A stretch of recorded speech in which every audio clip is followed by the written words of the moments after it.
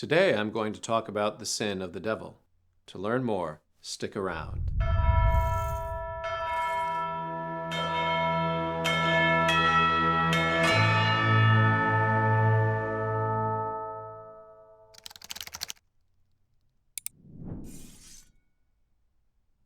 Hello, my name is Father Ambrose Little, and I teach philosophy at the Dominican House of Studies. Welcome to Aquinas 101, Big Questions, Little Answers, the series where I do my best to answer your big questions about philosophy, theology, and more. One of our viewers asked, when God created Lucifer, did he have a desire to sin?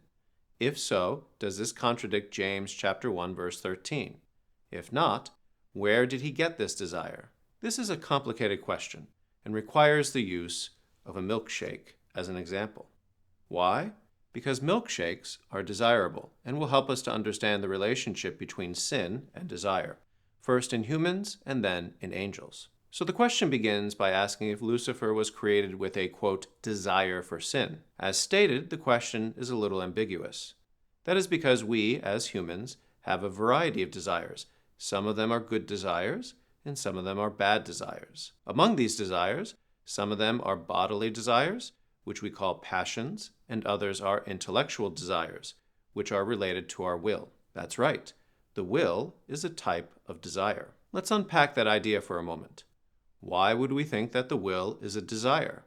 After all, we normally associate desires with feelings and passions. Well, desire, or appetite, in general, is an interior orientation towards something that can satisfy something we lack. So when we desire food, it is because we are hungry and lack nourishment. Intellectual desires are also ordered toward something we lack, namely the good itself.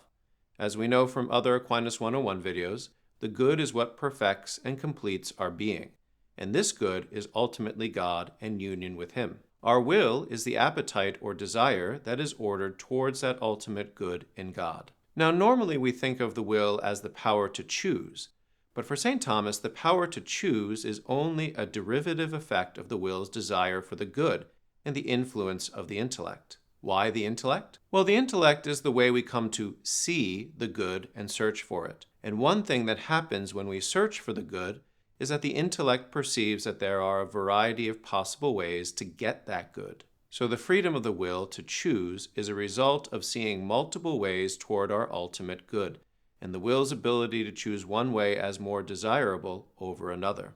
Okay, with that in mind, I should next note that both humans and angelic beings have wills, but the angelic will is different from the human will. How so? As fallen human beings, we sometimes may be influenced by our body's habits and dispositions to make mistakes in judgment about what is good and what is evil. In this regard, St. Thomas gives the example of adultery, which is always evil. He writes, quote, such sin always comes of ignorance or error. Otherwise, what is evil would never be chosen as good. The adulterer errs in the particular, choosing this delight of an inordinate act as something good to be performed now, from the inclination of passion or of habit. Even though he does not err in his universal judgment, but retains a right opinion in this respect.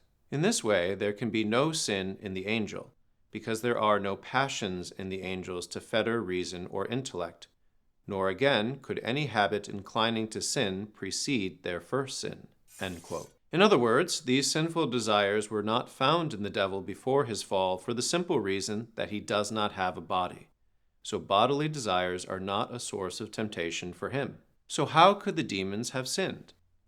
Well, St. Thomas points out that there is another source of sin, that we can choose things that are inherently good, but choose to seek them in a wrong way. St. Thomas writes, quote, in another way, sin comes of free will by choosing something good in itself, but not according to proper measure or rule, so that the defect which induces sin is only on the part of the choice which is not properly regulated, but not on the part of the thing chosen, as if one were to pray without heeding the order established by the Church. Such a sin does not presuppose ignorance, but merely absence of consideration of the things which ought to be considered. In this way, the angel sinned by seeking his own good from his own free will, insubordinately to the rule of the divine will. End quote. What this means is that the devil can desire good things in the wrong way. Here is where the milkshake comes in.